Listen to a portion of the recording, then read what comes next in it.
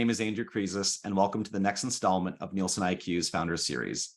This video series will dive into the many facets of launching a CPG brand, from perfecting the formulation to securing a meeting with retailers, from getting on retailers' shelf to scaling the business. Each episode will shine a light on the challenges and successes of startup CPG brands. Joining me today to share his story as CPG founder is Jeff Moreau, founder of Lemongrass Farms. Welcome, Jeff. Thanks for having me, Andrew. It's good to be here. Awesome to connect with you again. We had a lot of fun together at Consumer 360 and with the Pitch Slam.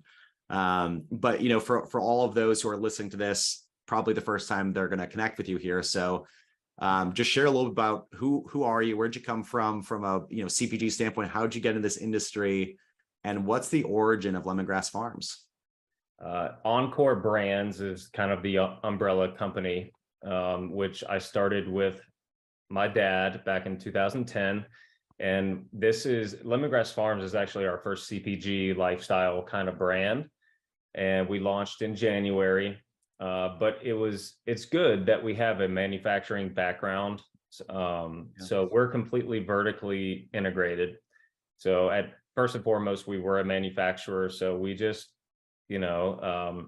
built our team. We have an in-house chemist who, when we have an idea like, hey, let's come up with a all natural, awesome bug spray, we were able to, jump into that with both feet.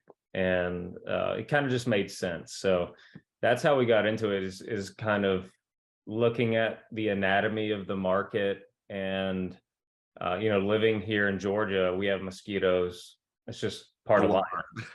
And, it's just one of those things where you have to use bug spray, but you never really love the experience of using bug spray. Yeah. And we wanted to do a CPG brand. So we kind of just landed on that. We had the benefit of having the time to really do a little soft launch, spend a lot of time on the messaging, the branding, the packaging, and, the formula. And it's been great. It's been great. So the official launch was in January 2023. So tell me, so January 2023 is super recent. Tell me about the steps you've taken since launch. Like, how is it going? What's taking place in the market? It's going great. It's going great. We linked up with Crossmark as a broker, and they've been great. Yeah. But there was, what's on the shelf now is a result of about a year of brainstorming,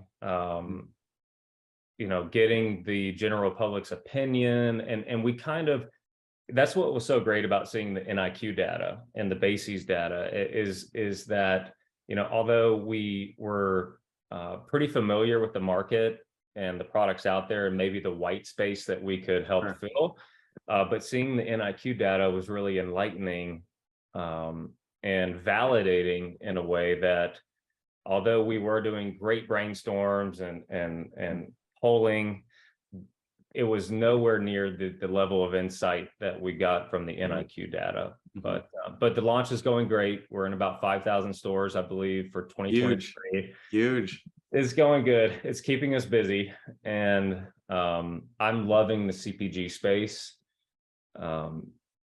Pretty passionate about it, and our whole team is passionate about it. And I feel like we have a good infrastructure to launch this thing. So it's been great.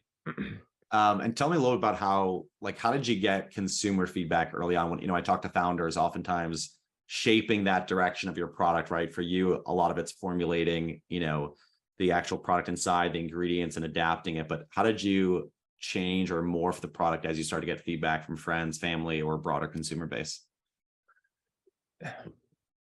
Another great question. Our chemist just so happens to love the natural space, the essential oils, and there are many benefits beyond repelling insects. And so, with all first you got to look at the set. You go to Walmart, you go to Bass Pro Shops, or you go to Target, and you look at the offering, and then you try all those products, and The DEET and the pesticide-based products aside, I don't really consider them competitors.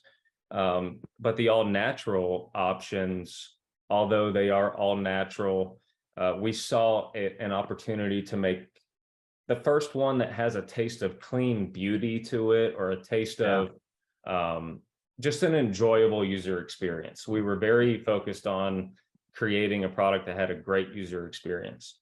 And so throughout, before Lemongrass Farms was even a brand at all, we had these little generic, clear plastic spray bottles that we'd hand out to friends and family and say, hey, try this out. Does it work? Does it feel good? Does it smell good? What do you think? Yeah. And kind of just got some confirmation that way, very organically. And then, I just kind of became passionate about what is this brand going to look like? And I've always, I love to go to the beach in Florida. I always use Sun Bum. My wife doesn't buy anything but Sun Bum. And so I kind of looked at that paradigm that Sun Bum disrupted.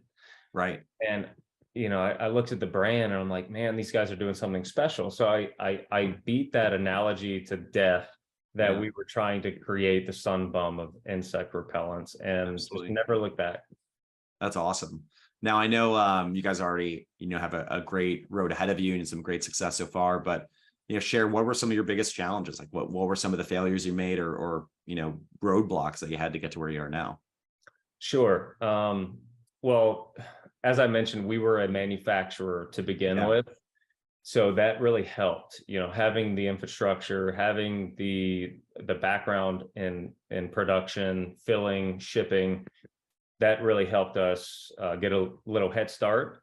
But the challenges were, our product is in a continuous spray can. It's a very sophisticated packaging, which if you're going to fill that yourself, the filling equipment, very expensive. American-made equipment takes about 14 to 15 months to design and build. So we jumped on that, but it took a while to get that equipment at our facility and be completely vertical. So in the meantime, we had to lean on contract packaging services and minimum order quantities, cash flow. You got to order a truckload of cans, a truckload of this, right. So it's, while we had other brands kind of supporting this whole launch, we wanted to do this right. And so it kind of robbed our cash flow. So it's always a risk. But that was a challenge. Convincing my dad that this is the way we need to go as far as branding. That was a challenge. But overall, it's just been, I'd say the biggest challenge is spreading the word, distinguishing ourselves from the, competitive products out there. And just, spreading the word is a long game, that's half the battle. Now I know you're really passionate about the brand. I've used the product. I had that experience in our Consumer 360 and Pitch Slam. It is incredible. And so one thing that I can tell, you're very thoughtful in thinking about the brand. Paint a picture for us. Like, where do you see the brand in 5 years? Take just bug spray, but beyond that, like, where do you see this brand going? I want the brand to have a level of recognition, again, to the level of Sun Bum. You see their little caricature, which his name is Sunny. Our caricature's name is Chilo.